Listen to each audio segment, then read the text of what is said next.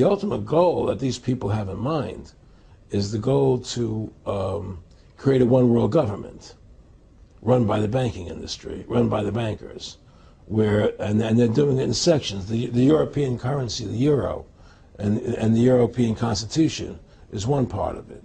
Now they're trying to do it in America with the North American Union, right? And they want to create a new currency called the Amero, right? And the whole agenda is to create a one world government where everybody has an RFID chip implanted in them. All money is to be in those chips, right? There'll be no more cash. And this is giving me straight from Rockefeller himself. This is what they want to accomplish. And all money will be in your chips. And so instead of having cash, anytime you have money in your chip, they can take out whatever they want to take out whenever they want to. If they say you owe us this much money in taxes, they just deduct it out of your chip digitally. Total control. Total control. And if you're like me or you, and you're protesting what they're doing, they can just turn off your chip. And you have nothing. You can't buy food. You can't do anything. It's total control of the people. And that chip's connected to a database that has your purchasing records, what you do, what everything, you sell. Everything is in there, you know? And so they want a one world government controlled by them, everybody being chipped, all your money in those chips, and they control the chips, and they control people. And you become a slave. You become a serf to these people. That's their goal. That's their intentions. Eric, can you be specific about when you met Rockefeller, how it happened in these discussions? I met Rockefeller through a female attorney I knew who called me up one day and said, one of the Rockefellers would like to meet you. I had made a video called Mad as Hell, and he'd seen the video and wanted to meet me and knew I was running for governor of Nevada. So sure, I'd love to meet him. And I met him, and I liked him, and he was a very, very smart man. And we used to talk and share ideas and thoughts. And he's the one who told me 11 months before 9/11 ever happened that there was going to be an event. Never told me what the event was going to be, but there was going to be an event. And out of that event, we were going to invade Afghanistan to run pipelines from the Caspian Sea. We were going to invade Iraq, you know, to take over the oil fields, establish a base in the Middle East, and make it all part of the New World Order. And we'd go after Chavez in Venezuela. And sure enough, later 9/11 happened. And I remember he was telling me how how you're going to see soldiers looking in caves for people in Afghanistan and Pakistan and all these places. And there's going to be this war on terror, which is no real enemy.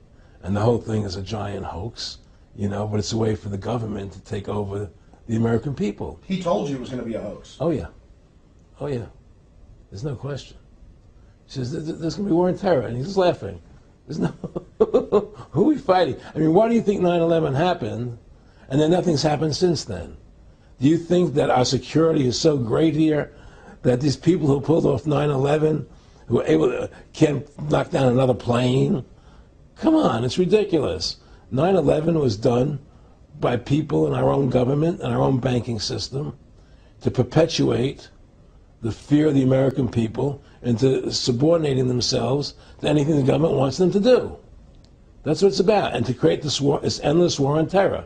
And that's why and that was the first lie.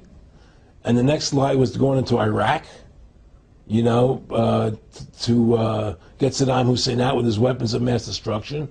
That was the next lie. Now, specifically, this was a little over 6 years ago. This was 11 months before 9/11. Yeah. And Nick Rockefeller, who's a lawyer, he's become your friend over the previous years, and he's saying to you that there's going to be this big event, and then out of that we're going to have a war on terror, and it's just going to go on and on. Right, an endless war on terror without any real enemy. That you can never define a winner. And did he say that it's going to be perfect because you can't define an enemy? It just goes on Yeah, and on? because you can't define a winner. There's no one to beat, so it goes on and on forever. And they can do whatever they want. They scared the hell out of the American public.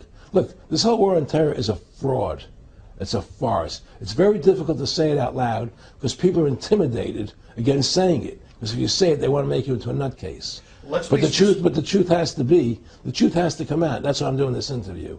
The fact of the matter happens to be that the whole war on terror is a fraud. It's a farce. Yeah, there's a war going on in Iraq because we invaded Iraq. And people over there fighting, But the war on terror, that's a joke, And until we discover what really happened on 9/11 and who was responsible for 9/11, because that's where the war on terror emanates from. That's where it comes from. It was 9/11 that allowed this war on terror to begin. And until we get to the bottom root of 9/11, the truth of 9/11, we'll never know about the war on terror.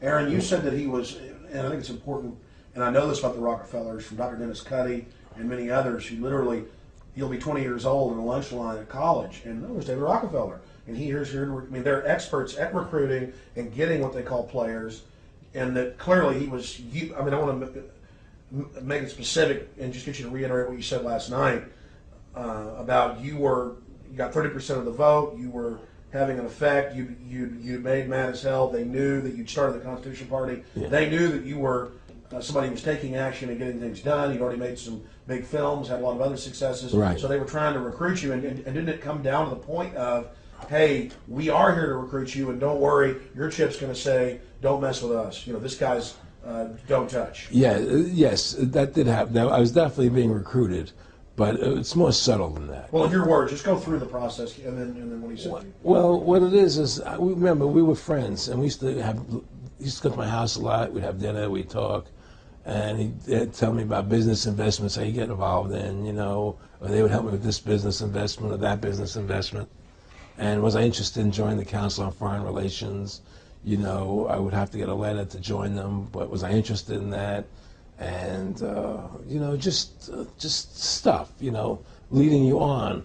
And I used to say to him that I never really did that because that wasn't where I was coming from. As much as I like you, Nick, your ways and my ways, we're on the opposite side of the fence. I don't believe in enslaving people, And he would come back with, oh, I do? Or? Well, it would be more like, It's better for them. Well, it's more like, how do I put it? It was like, what do you care about them? What do you care about those people? What difference does it make to you? Take care of your own life. Do the best you can for you and your family. What do the rest of the people mean to you? They don't mean anything to you. They're just serfs. They're just people. It was just a lack of caring, and that's just not who I was. It was just sort of like cold, it was just like cold, and I used to say to him, what's the point of all this? You have all the money in the world you need. You have all the power you need. What's the point? What's the end goal? And he said the end goal is to get everybody chipped, to control the whole society. To have the bankers, the elite people, the bankers and some governor controlling the world. And I said, all the people in the Council on Foreign Relations believe this way you do? He said, no. Most of them believe they're doing the right thing. A lot of them believe it's better off being socialistic. We have to convince people that socialism is really capitalism. Because America's becoming a socialist country. It's a communist country today.